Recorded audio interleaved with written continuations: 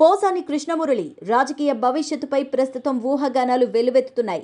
ఆయన ఇక రాజకీయాలకు గుడ్ బై చెప్పేస్తారా లేక మళ్ళీ యాక్టివ్గా ఉంటారా అనే ప్రశ్నలు నెలకొన్నాయి. వైసీపీ నేతలు మాత్రం ఆయన తమ పార్టీలోనే కొనసాగుతారని చెప్తున్నారు.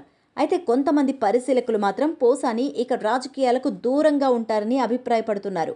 ఎన్నికలకు ముందు ప్రతి విషయంలో కలగజేసుకుని తన అభిప్రాయాన్ని చాలా ఘాటుగా వినిపించిన పోసాని ఇకపై ఏం చేస్తారు అనే విషయంపై జోరుగా చర్చలు సాగుతున్నాయి.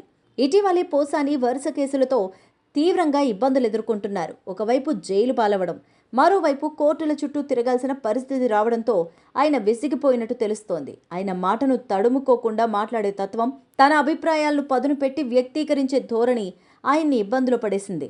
గతంలో చంద్రబాబు, పవన్ కళ్యాణ్ సహా పలువురిపై చేసిన తీవ్ర వ్యాఖ్యలు పోసానికి ఎదురు దెబ్బ తెచ్చాయి. అయితే రాజకీయాల్లో ఉండాలంటే ఓర్పు, సంయమనం చాలా ముఖ్యమైన లక్షణాలు. కొన్ని వాగ్దానాలు నెరవేర్చలేనప్పటికీ ప్రజలకు నచ్చేలా వ్యవహరించడం రాజకీయ నేతలకు అవసరం. ఉదాహరణగా మురళీమోహన్, నందమూరి బాలకృష్ణ రాజకీయాల్లో కొనసాగుతున్నారు. వారికి ప్రజా మద్దతు ఉంటూనే ఉంది. కానీ వారి మాట తీరు, రాజకీయ వ్యూహాలను సరిగ్గా ప్లాన్ చేసుకుంటూ ఉంటారు. పోసాని విషయంలో అదే ప్రధాన సమస్య. తన భావాలను నేరుగా బహిరంగంగా చెప్పడం ఆయనకు సమస్యగా మారింది. పోసాని నిజానికి బలమైన గళం. కానీ ఆ గళాన్ని సమర్థవంతంగా వినియోగించుకోవాల్సిన అవసరం ఉంది. రాజకీయాల్లో అనేక మార్పులు జరుగుతూనే ఉంటాయి.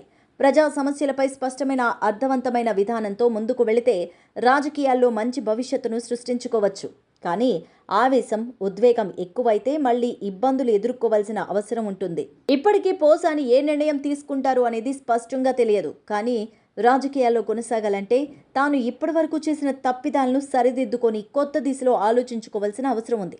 నిశ్చితమైన అభిప్రాయం లేకుండా ఎవరినైనా తీవ్ర స్థాయిలో విమర్శించడం తాను నష్టపోవడానికే దారితీస్తుంది.